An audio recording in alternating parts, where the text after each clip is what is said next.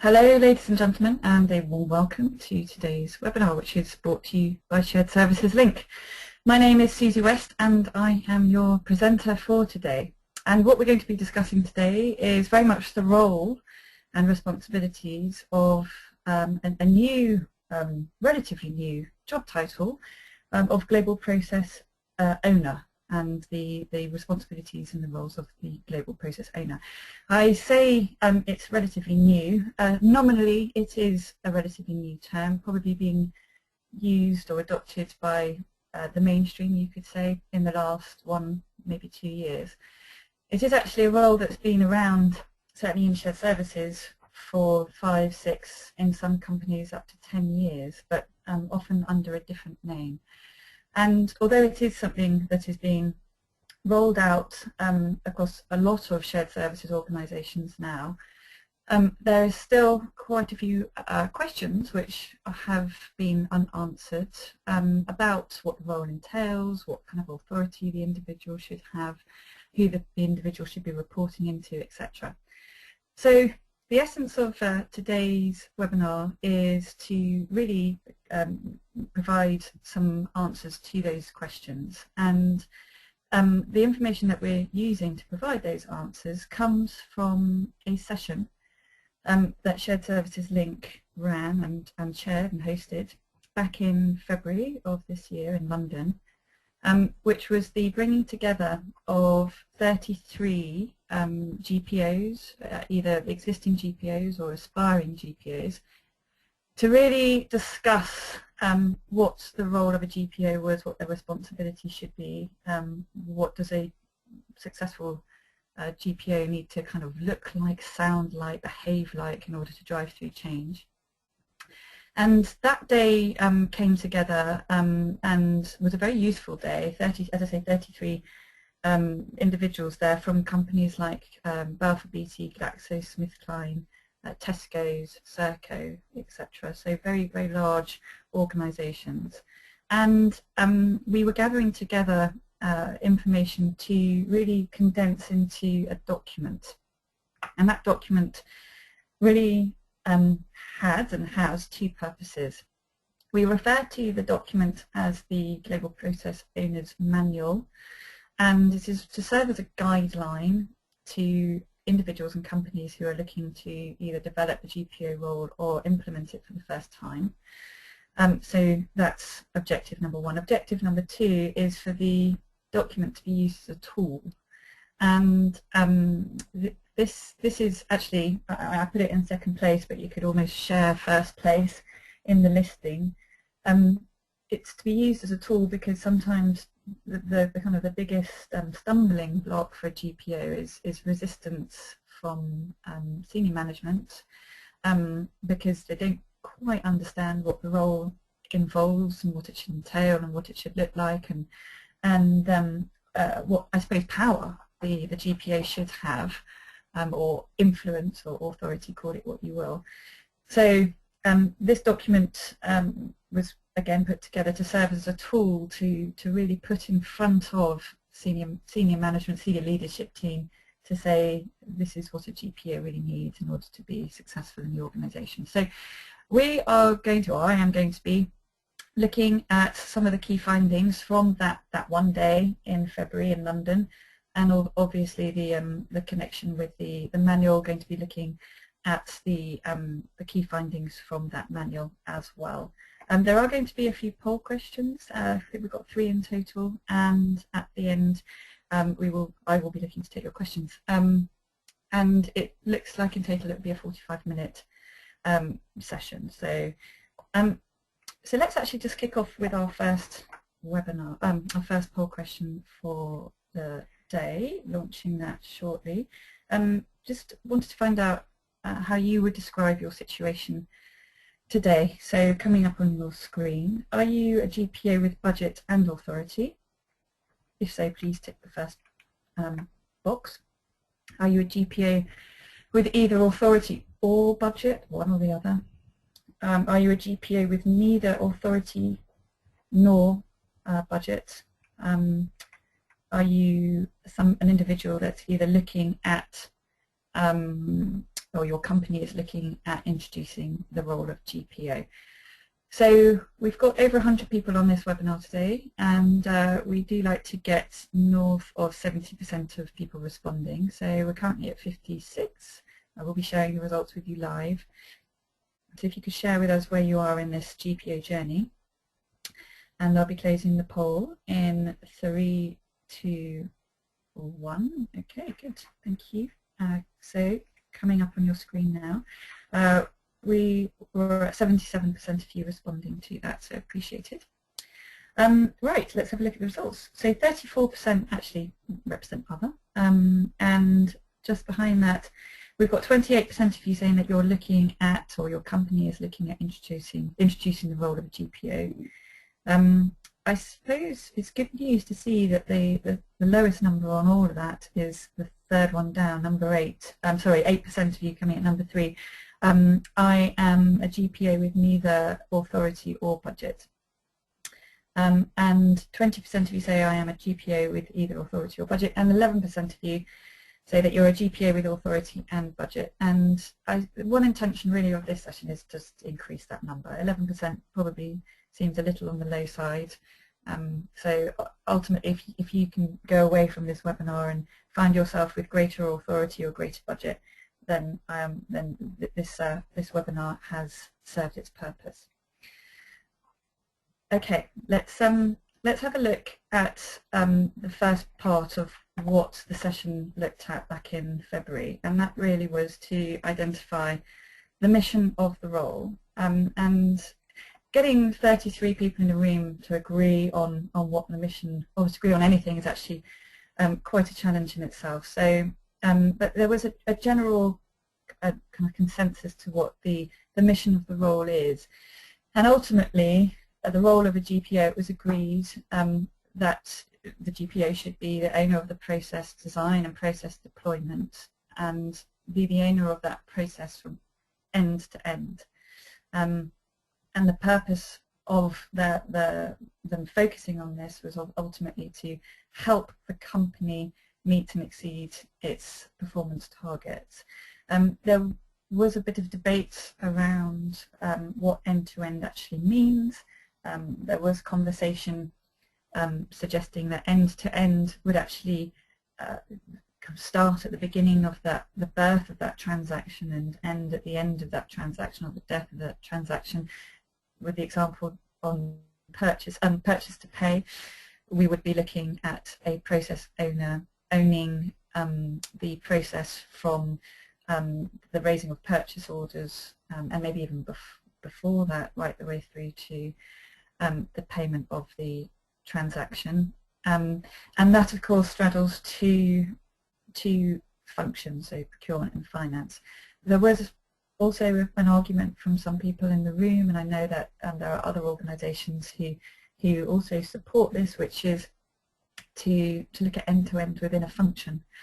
So I was talking at a recent event with one of the GPOs at Oracle, and they very much operate their process ownership within accounts payable.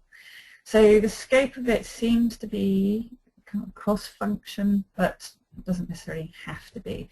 And for those companies that don't necessarily have process ownership from a cross-functional perspective, and do look to have ownership kind of operating end-to-end but within function, i.e. accounts payable, it's kind of generally considered that there's a team of GPOs, and there's a GPO for one part of the function, and a GPO for another function. They really work in collaboration. They really work as a team, and they're really reporting into a single person. So the scope of it is something to be discussed, but the leaning is more towards kind of cross-functional.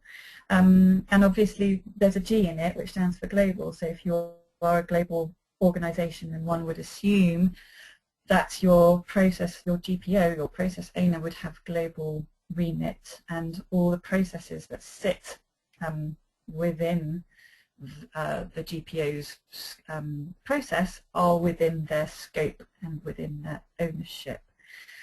Okay, so moving on and looking at the responsibilities, it's tied into the mission of the role, and looking at the responsibilities on this page in front of you now, you can see we really segregate it into three main areas.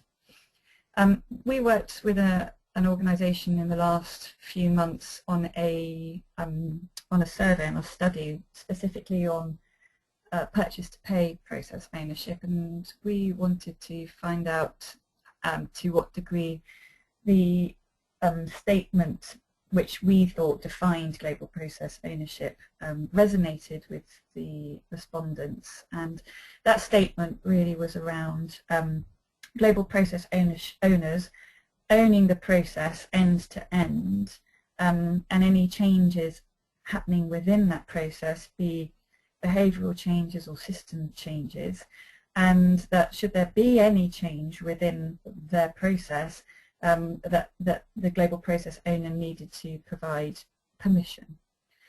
So that's looking at it from a kind of a very kind of pure perspective and simple perspective, or high level perspective. You could say that that is the kind of the overall essence of a GPO, and over 90% of the audience that we asked agreed that they agreed with that statement reflecting the role. So drilling down into responsibilities, as I mentioned, we really kind of zeroed in on three areas of responsibilities, and again, bearing in mind this is a guideline document, and we chose to kind of zero in on three main areas. The first one really looking at process design, including process mapping, process monitoring and process improvement. And that absolutely stuck with the GPO to map out the process, be really clear on defining what the required process looks like. Maybe it absolutely is the existing process, just a kind of a refreshing of what that current process is, and a refreshing of how people need to be responding to that current process. Being really clear about the areas for improvement, and the areas for waste, the areas for opportunity, and then actually project planning the implementation of those improvement programs, those improvement initiatives, and then monitoring and measuring those initiatives, and making sure that everyone that needs to be up to speed on those particular initiatives in terms of reporting lines are up to speed.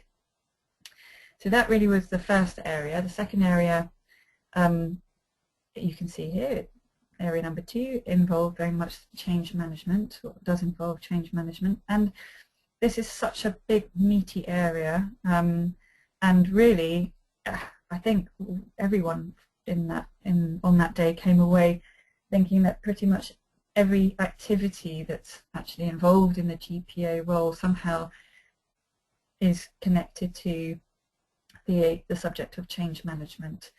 And what we're really looking at here is the change management upwards, and obviously the change management sideways and downwards.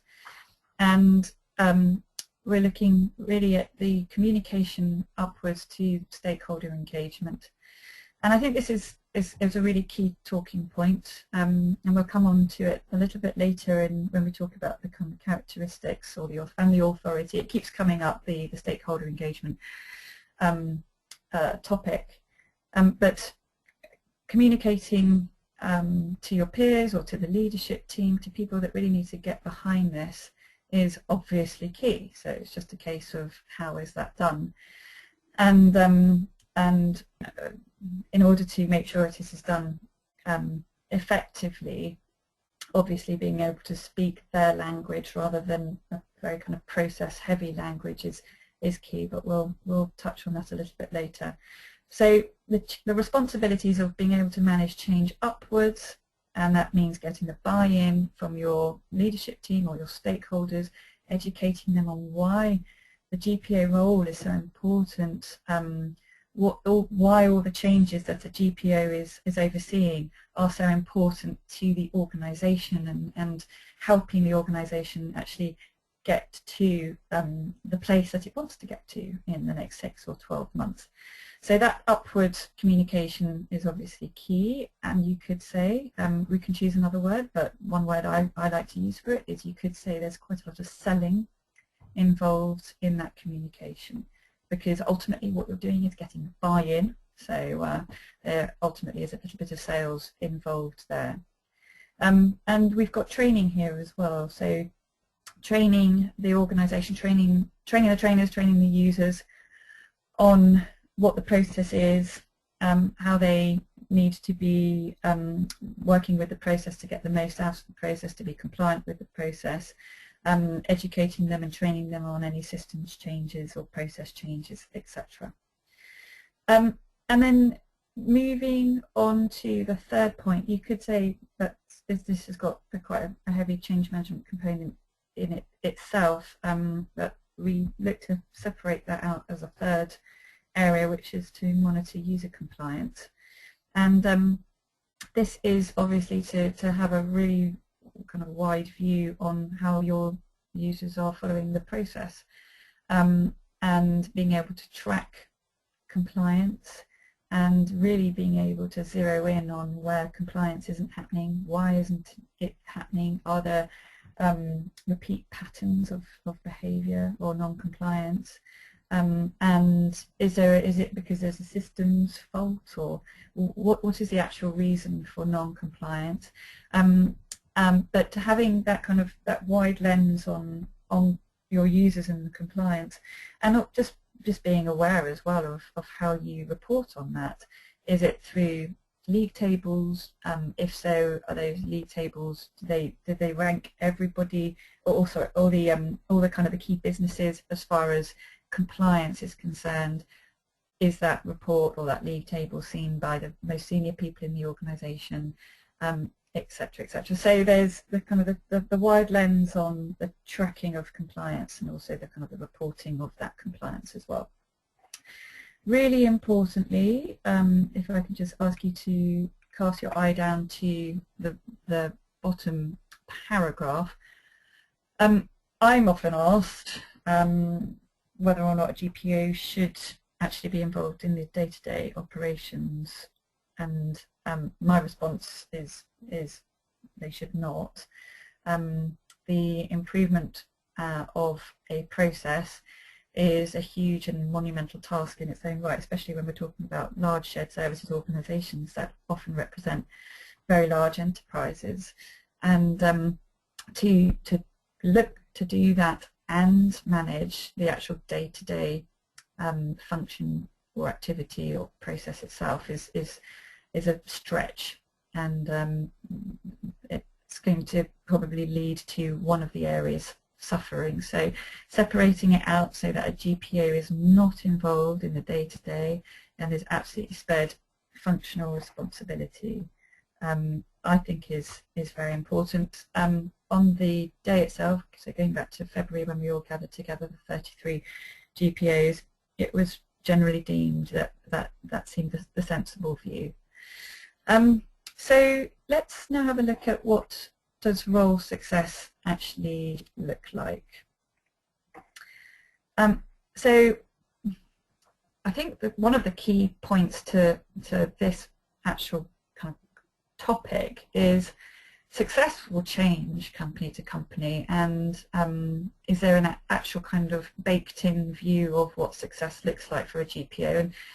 And there's a huge overlap, and one company's view of success for a GPO's role will be very similar to the next one. But I think the main takeaway from this talking point is to have a clear view of what success looks like for you. So really defining that right from the start. And I think when GPOs move into their roles, or even right now if you haven't already done it, is to sit down with key people and key influencers in the organisation and say, okay, so if I'm going to be successful at my role, what does that look like? What does it look like to you? What does it look like to the business? And how can you tell that I have managed to be successful, that I have got there. So actually having that documented, it will just help you have the support that you need to. It's a good tool for you to be referring back to. If you're ever feeling that something's kind of moving off track, you can always refer back to that event and that document and say, look, we did put our heads together, we did say that this is what success should be looking like, and I feel like I don't have the support right now that I need to in order to meet that success. So can we perhaps just brainstorm a few ideas as to how we can get back on that track, or we need to maybe just check in and reevaluate what success actually looks like. But it's a good document. You can call it a success document, call it what you want, but it's a good document that just is a bit of a check, kind of serves as a check and balance as to the direction that a GPO is moving in, and those that support the GPO are also moving in. So we looked at the GPO of obviously being the success of a GPO being very much plugged into where the company was going, what the company wanted to do in terms of, was it looking to expand, was it looking to increase its margins, mainly through cost reduction, what was the overall strategic objective of the business, did it need to really bolster its cash reserves because it wanted to buy organizations in Latin America. So being aware of what that strategic direction is, so that ultimately plugs into the kind of the direction of a GPO, and then things kind of cascade down from there. And that does mean that the GPO does really need to be a senior individual who is linked into senior people in the organization. He or she knows the strategic objective of the organization. So we listed, outside that, we obviously listed more practical features that represent success. We've got 7 listed here, and I won't be going through all of them, but some of them, some features of success might include, for example, the establishment or the development or the tightening up of a governance model or a framework. And that's really just putting something in place that sees that the GPO can be effective.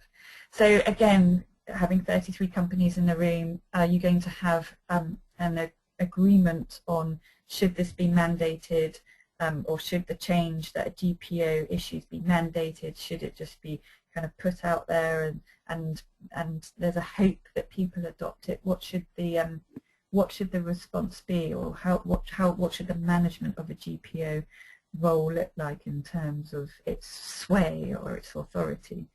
And however, companies' cultures change company to company, and some companies are comfortable with mandating, and some companies aren't. So it's a cultural fit.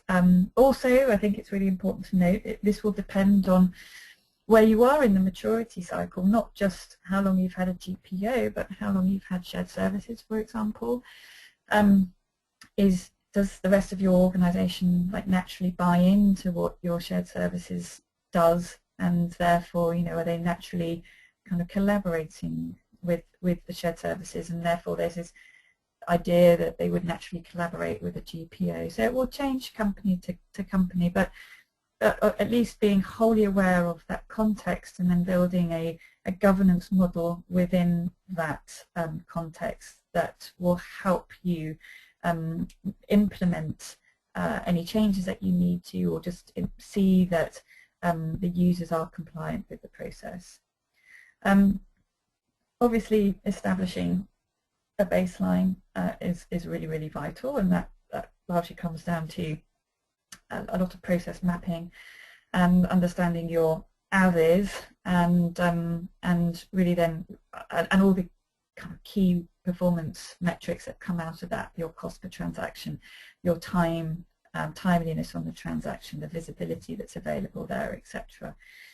And then obviously wanting to be kind of clear as to what your as will be process will be looking like.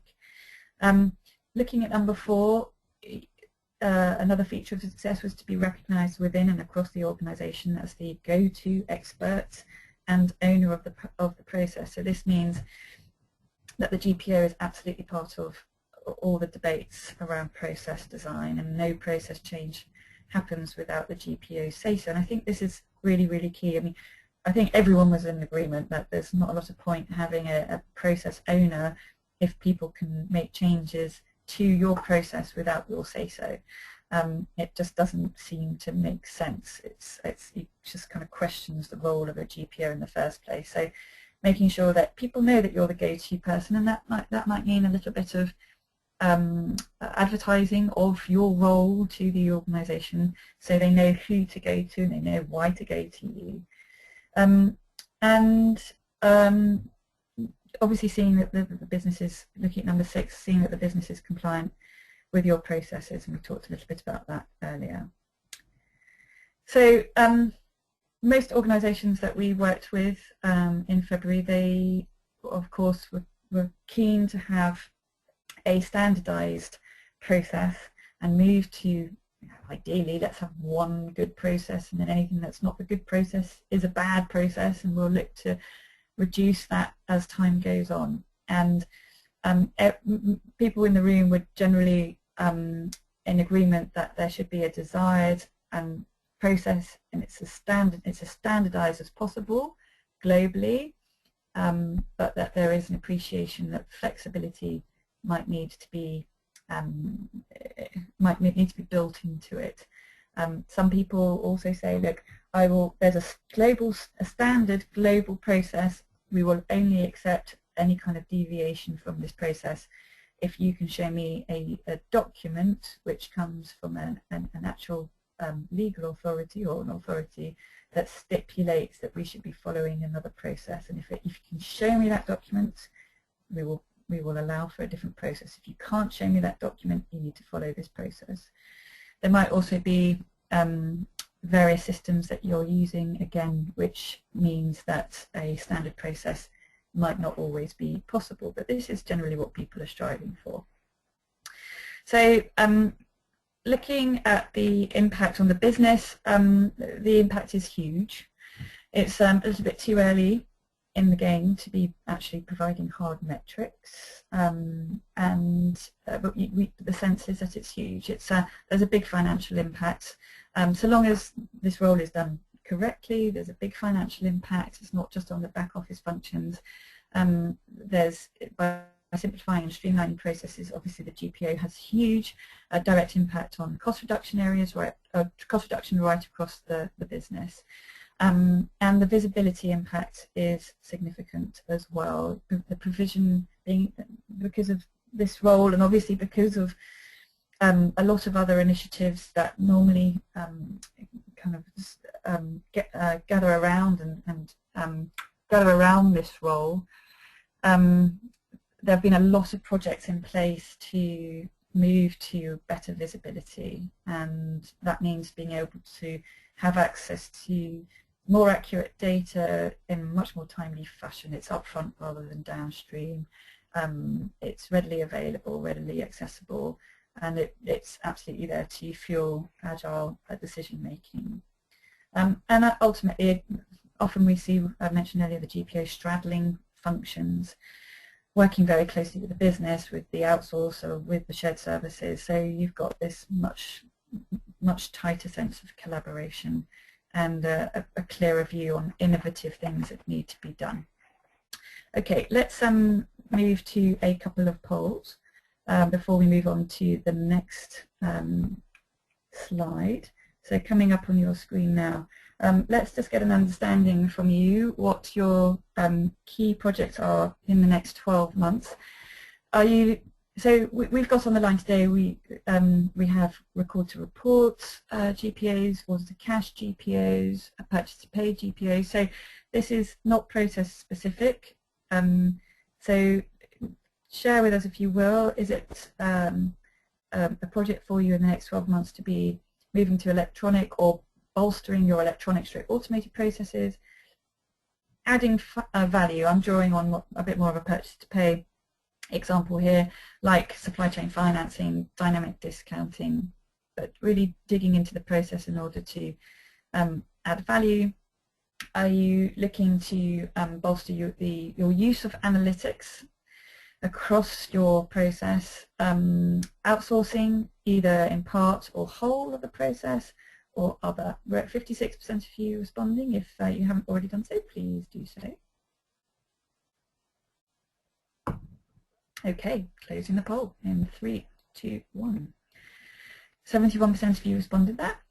So coming up on the screen now, so 36% of you saying that in the next 12 months looking to further move to electronic or automated processes. Only 12% looking at adding value. So you could say that that could be kind of the next wave of activities that a GPO looks at. 6% looking at analytics, 14% looking at outsourcing. Okay, let's now also have a look at who you report into. So coming up on your screen now, who do you report into? Do you report into finance, report into procurement? Do you report into shared services? Do you report into the head office, or do you report into other? So at 47%, this should be a quick one, and closing the poll shortly, so if you haven't responded, please do so. 66% of you responding, closing the poll in 3, 2, 1. Let's have a look coming up on your screen now. Interesting results. Only 3% of you reporting into procurement, 44% finance, 44% shared services, 15% into head office, and 11% into other. 72% of you responded on that. Okay, let's now move on. So looking at the authority of a GPO, and I think this is a key talking point. In order for a GPO to be successful, they need to convey real authority, they need to be a strong personality, they need to probably have figured out how the organization works, who the key influences actually are. They need to be an individual that the rest of the organization takes seriously. So this is somebody with clout. And some people say they need teeth, they need to have the teeth to go and drive through the change that is needed. They also do need to have the support from the senior executive team. And support comes in many different shapes and sizes. What we're talking about here is explicit support from senior executive team, so that users generally don't have an idea of undermining a GPO. So there's a little bit of a campaign that needs to take place there, and a conversation to actually be had with the senior executive team along the lines of, look, you've been involved in the building of the success document, and this has been absolutely instrumental, and you can hold me to account as far as this success document is concerned, because I'm signing it off and you're signing it off. In order to be successful, one of the kind of criteria of success is for you to explicitly support the role of the GPO. And once that explicit support has been provided, it should make things more straightforward for you. Also, just having that route to the executive level as far as any kind of escalation is needed, and the senior team knowing that you will be calling on them if needed, just to again kind of get involved to drive through a change that might be well needed. It's useful for you to have an ambassador, a network of ambassadors for change, or ambassadors of change rather, across the organisation. And this is either a formal arrangement or an informal arrangement, but these are people that you can call on to really help spread the message. And you might find that as a GPO you'll be sitting on a governance board or a change board, and again that you'll be working closely with people who drive change and are very, very familiar with how change happens in your organisation. Looking at budget, so budget is a key part of a GPO's world, And again, you could say that a GPO just absolutely has to have their own budget in order to get things done. And I don't think many people would argue with you. If you don't have any budget, then there won't be too much change or too much improvement happening. The secondary way of looking at it is if you don't have your budget, then having access to a budget and having a clear and predictable kind of path to that budget. So it's a kind of, you know what you need to do in order to get access to that budget. You need to build a business case, you need to put it to these people, it will be signed off in these time frames, and so it's a predictable pattern. It's not a surprise every single time, and it's not a different process every single time. But most individuals at the event in London were very keen on the idea of just having their own budget. It was also quite interesting to talk about ROI. Some people were saying that stuff would absolutely just not be signed off if it didn't have an ROI within 2 years, and other people were saying that the GPO needs to be allowed to invest in things that might not have an ROI for 5 years. So again, it's an important conversation to be had. So looking at the relationship that a GPO has with IT, this is another important talking point. So this is the third paragraph down. The relationship between a GPO and IT can sometimes be quite tense, and that's because a GPO will ultimately want to decide that certain tools and applications and bolt-on technologies are required in their process in order to be successful. And yet the IT department might see these tools and technologies as their domain, and they might want to be building the RFP. They might want to be interviewing or tendering the end users. They might want to the service providers, they actually might want to make the final selection. So you sometimes have this kind of fight between the GPO and the IT department, and this is something that ultimately needs to be addressed. Some companies really have an issue with it, and other companies it's not an issue at all. IT and the GPO really work beautifully together. So it would depend on the history of these departments working together, or Department of Shared Services, or Finance, or IT working together. So, but making sure that there's an elegance in that relationship is absolutely key. I think if looking at it from my perspective, my view is that the GPO should be ultimately owning the investment on bolt-on applications and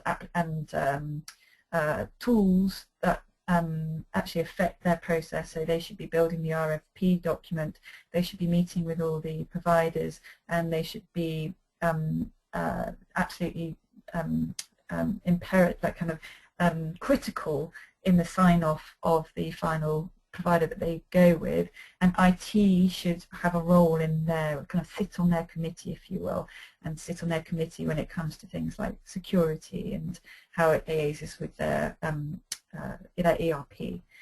So however you end up doing it, it's something to be looked at, early on, and again that can be something that's kind of discussed in your success meeting. What does success look like? This is the meeting that we talked about earlier. The success meeting that you have with your senior team to define what success looks like, and then the tools that you need to have in place in order to be successful. And one of those tools might be the relationship with IT. How does it work? What's your sign-off remit going to be? What's their sign-off remit going to be? Who's going to have the last word, etc. Okay, let's move on. We've got a couple of moments to really look at the characteristics and skills before we move to questions. So in terms of the characteristics and skills, you can see here that it is absolutely critical to this role that the GPO is listened to and is followed and is respected. So this does kind of beg the question of what's the perfect kind of GPO? What does she look like? What background do they have? Where did they come from? Have they been in the business itself, out in the business?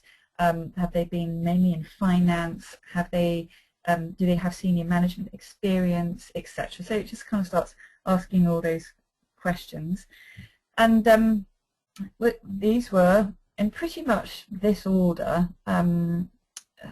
These were the traits that we ended up kind of zeroing in on. The first one was having strong process knowledge. So you don't need to be the subject matter expert, but you do need to have subject matter expertise. It helps. It will help give you respect where it's needed. And being aware as to how to do process mapping, for example, and having had training on all of that, and being experienced in all of that. The second one, the connections with key influencers, is key. And I think we kept coming back to this as a topic. We kept revisiting it again and again during our session in February, and it was very much about, it almost made it quite political. It's like, who do you know, who are the influencers that you know, how well are you engaged with the key stakeholders, what's your relationship with the key stakeholders, do you have an alliance with them, do you have an alliance with the key influencers in the organisation, do you know who they are, do you know where they sit, why are they going to listen to you, etc., etc. So you have to kind of almost put together a campaign of identifying who the key influencers are, and then how are you going to message with them, how are you going to get them excited about what you're doing. When you go to speak their language, what language is that, what's resonating with them right now, what's critical for them right now. So understanding all of this, and then positioning any kind of process improvement as something that will absolutely help them with their needs and assist their needs and meet their objectives, is an advisable way forward. An individual that, well, from a personality perspective, that looks to move into being a GPO or build on being a GPO is having strong change management skills, and that is largely because a GPO is basically asking people in the organisation to potentially change their habits in order for the process change to come into play and to be successful. So for a GPO to be successful, they need to be excellent at change management. And that's really knowing when to draw on the carrot, when to draw on the stick, etc. And change management isn't all, it's not often done just by one person. You need to have people around you that support you and help ensure that you will not be undermined. So having strong change management in your toolkit will ultimately help. Having strong communication skills, and what we basically mean by that, again, is if you could say that kind of is connected so tightly with change management, and it really just boils down to, again, being able to speak the language of the stakeholders. So it's not telling people what is important about the role, it's really understanding what's important to the people around you, the stakeholders, and then positioning the GPO's role as something that can absolutely help assist them be successful in their role. So you can see how we're really calling on some sales skills as well coming into play here. Having business knowledge is key, and so you could say, again, so is this individual going to come from the process itself, or is that person going to have had that process knowledge, but they maybe have come from another part of the business? They might be a blend of having had senior management experience, they might be an accountant, they might not be, they might have had experience in procurement, they may have had some kind of background in IT. So we're looking at a blended individual, somebody that hasn't necessarily kind of followed a single track in terms of their career. So having all-rounded business knowledge is useful. I like to refer to it as having just really strong business acumen, so that you can really communicate how your process fits into the wider business, and you can communicate that really eloquently. And also having project management skills, we talked about earlier, that one of the responsibilities is obviously identifying where these improvements are going to come from, and then instigating projects to realise those improvements. So having project management skills is really very key to being a successful GPO. And having people management skills, and you could say, well, is this people management up, down, sideways? How does it go? People skills generally, where you're managing your stakeholders, your peers, your boss, your reports, partners like IT, partners like outsourcers, partners like your shared services organization. All these kind of people management skills are really, really key.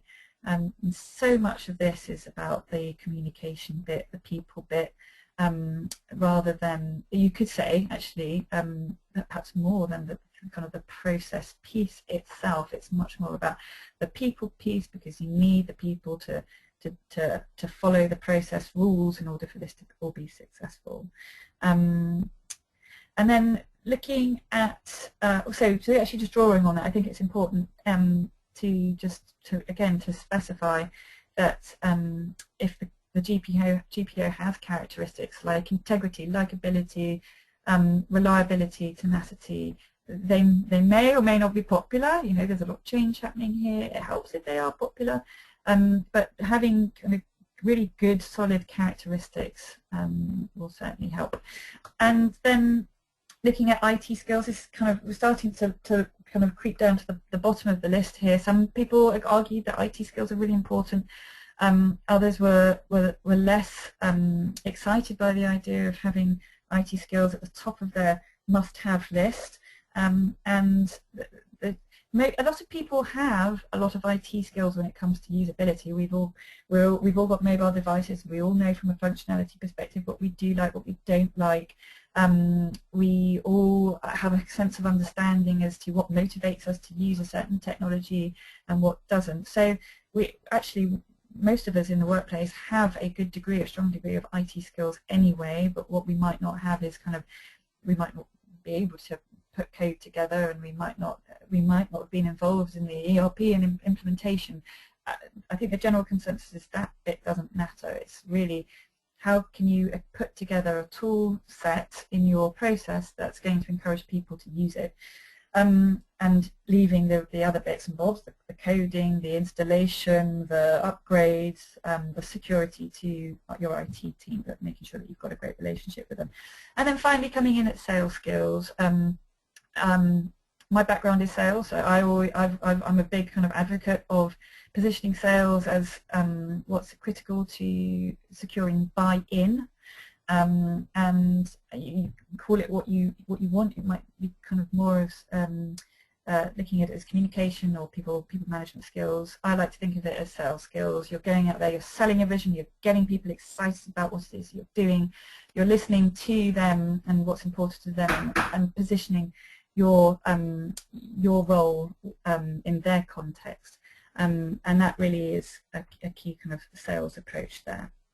So let's conclude with that. Obviously, the GPO role is being more widely adopted, especially by the larger enterprises. And what we've walked you through here is some of the areas, the key areas for you to be successful in your deployment of the GPO. So we've got a couple of questions, I think, coming through, but we are pretty much running over time. So if you do have any questions, please do send them through to me. If I can't answer them immediately because of time, then I will follow up with you afterwards. So I think actually I've just been advised that we are out of time, so we are going to leave it there.